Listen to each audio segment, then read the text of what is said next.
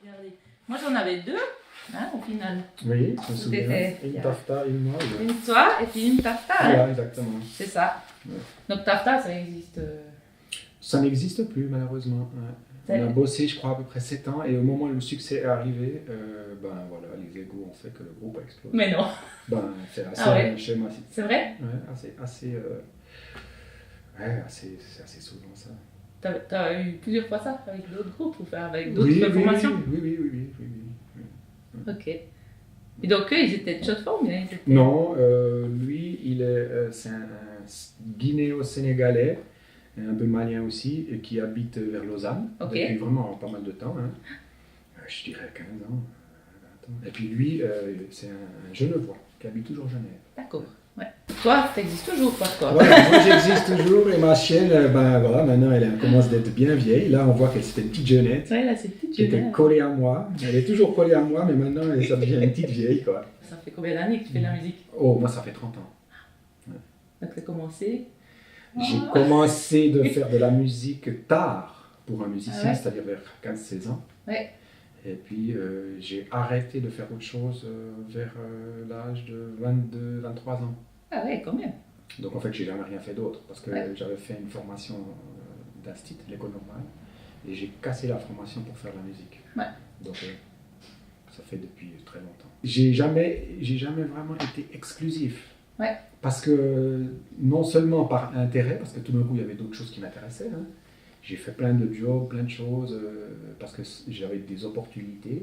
Et puis aussi, ben, financièrement parlant, c'est pas du tout facile de vivre de musique en Suisse, déjà à l'époque et maintenant encore plus, ou encore moins.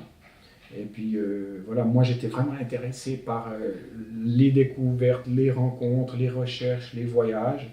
Et donc du coup, ben, c'est un truc qui m'a coûté énormément. Et puis ben, ouais, ça fait aussi 30 ans que je me forme sans arrêt.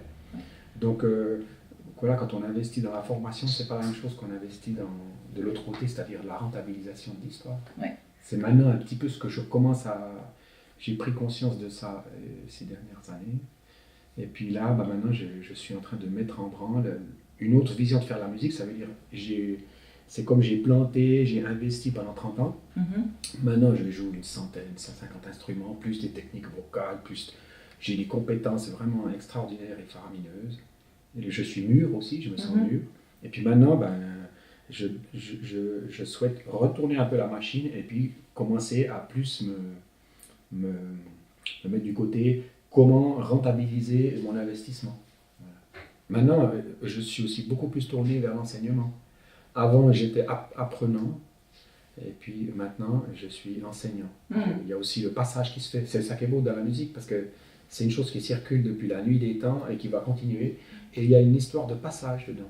C'est quelque chose de très beau aussi. C'est fou parce qu'on pourrait se dire oui, la musique de nos jours c'est difficile, mais pas du tout parce qu'il y a des petits jeunes maintenant, boum, qui explosent dans la musique.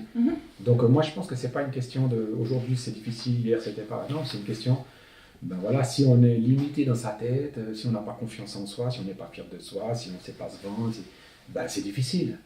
Et puis les gens qui sont connus, qui sont réputés, c'est de loin pas forcément les meilleurs, c'est les meilleurs vendeurs. Ouais.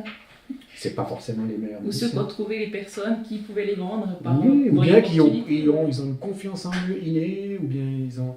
Et puis voilà, les gens qui n'ont pas ça, ben, il faut petit à petit Je pense que c'est vraiment une question de sortir du rêve. J'ai l'impression pendant longtemps, tout marchait parce que j'étais dans un rêve, je ne me posais aucune question, et puis du coup ça marchait. Puis le jour où j'ai commencé à me dire, ah oui, alors maintenant il faut que je gagne ma vie, ça fait un truc qui s'est arrêté, et puis voilà. C'est toute une histoire. Puis bon, la vie, c'est la vie, hein, pour chacun de nous, je pense. Et on a différentes périodes dans sa vie, et puis c'est rarement linéaire, je dirais. Donc avec le recul, il y a des choses que tu ne ferais pas ou que tu ferais plus vite ou... Ben, c'est sûr qu'avec le recul, j'aurais peut-être plus tapé sur, voilà, je veux gagner ma vie, je veux avoir du respect pour ce que je fais, et puis donc du coup, je veux toucher des sous, et puis j'investis, voilà. Mais le truc d'un autre côté, c'est que je suis franchement le pur artiste.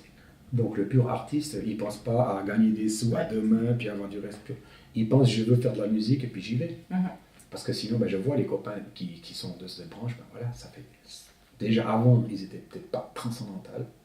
Puis maintenant, ben, ça fait 30 ans qu'ils bossent plus parce qu'ils sont 85% du temps derrière l'ordi pour avoir du succès, pour faire... Et puis du coup, ben, ils jouent un peu, entre guillemets, comme des pieds. Hein. On ne peut pas tout faire.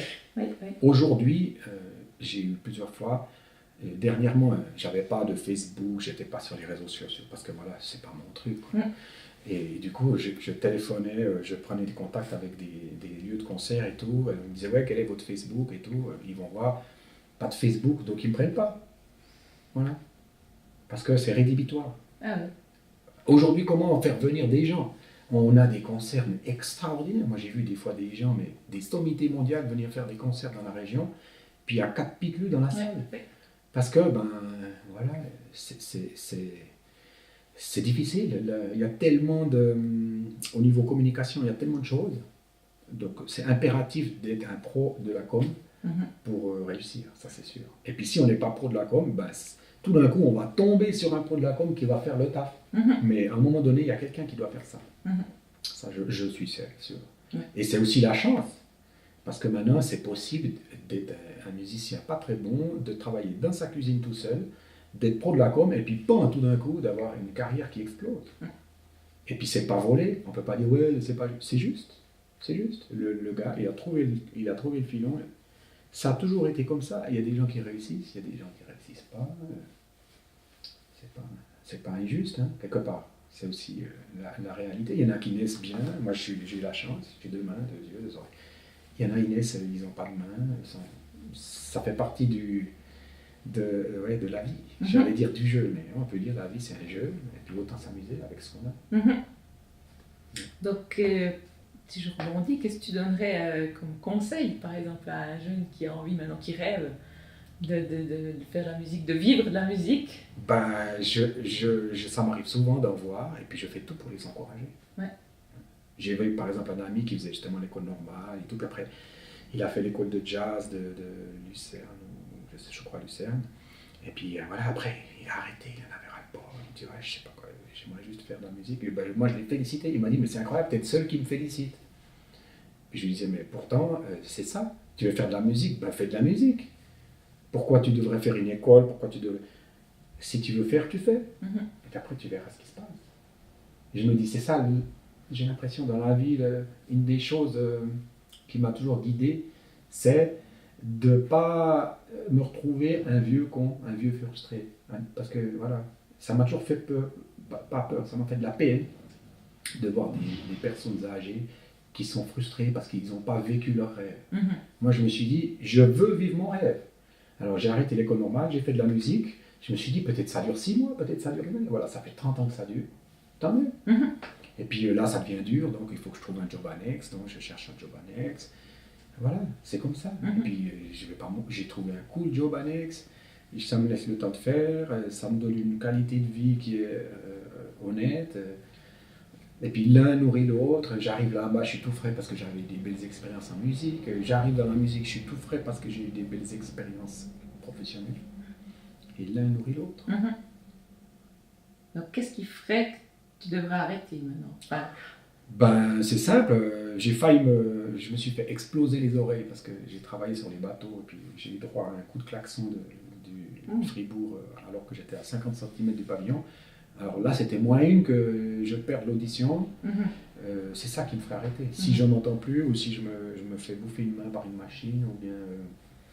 en gros. Ouais. Mais à part ça, il n'y a pas vraiment... Ou tout à coup, j'ai eu affaire.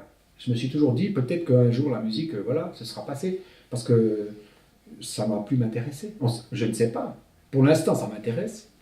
Mais c'est possible, tout à coup, voilà, je me suis dit, ok, maintenant j'ai fait le tour du truc, je passe à autre chose.